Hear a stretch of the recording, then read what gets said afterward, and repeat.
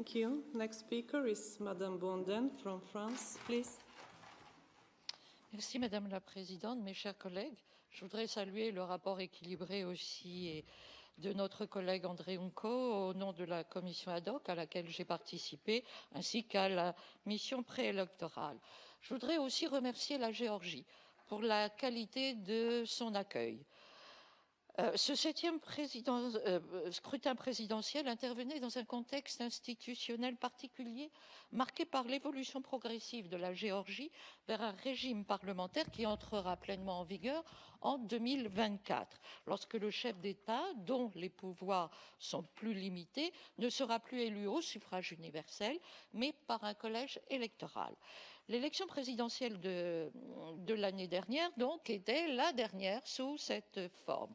Et je salue l'évolution démocratique de la Géorgie, dont le passé a été parfois chaotique, alors que la situation du pays reste délicate en raison du niveau de pauvreté élevé et des conflits territoriaux persistants en Ossétie du Sud et en Abkhazie.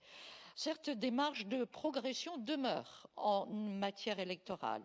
Le rapport met en avant les domaines à améliorer, abus de ressources administratives, soupçons d'achat de voix, politisation de certains fonctionnaires, insuffisance de la législation relative au financement des partis politiques et campagnes électorales qui ont placé des candidats dans une situation inéquitable.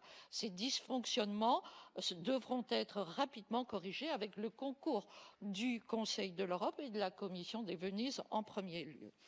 L'essentiel reste toutefois que cette élection présidentielle se soit déroulée de façon démocratique.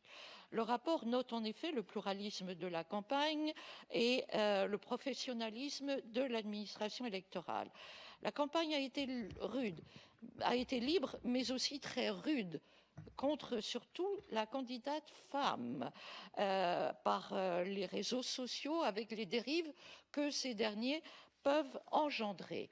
Je regrette cependant que les candidats aient parfois cherché à diviser l'opinion publique plutôt que d'insister sur les perspectives d'un pays qui reste confronté à d'importantes difficultés.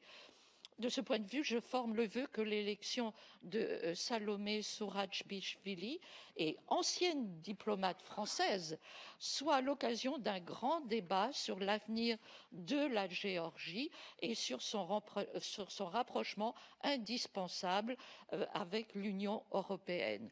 Et pour les partenaires de la politique européenne de voisinage de l'Union européenne figure en effet la Géorgie. Certes, cette politique est bien distincte de la politique d'élargissement, dont elle ne constitue pas l'antichambre, mais il me paraît nécessaire de renforcer les liens entre Tbilissi et Bruxelles. Merci.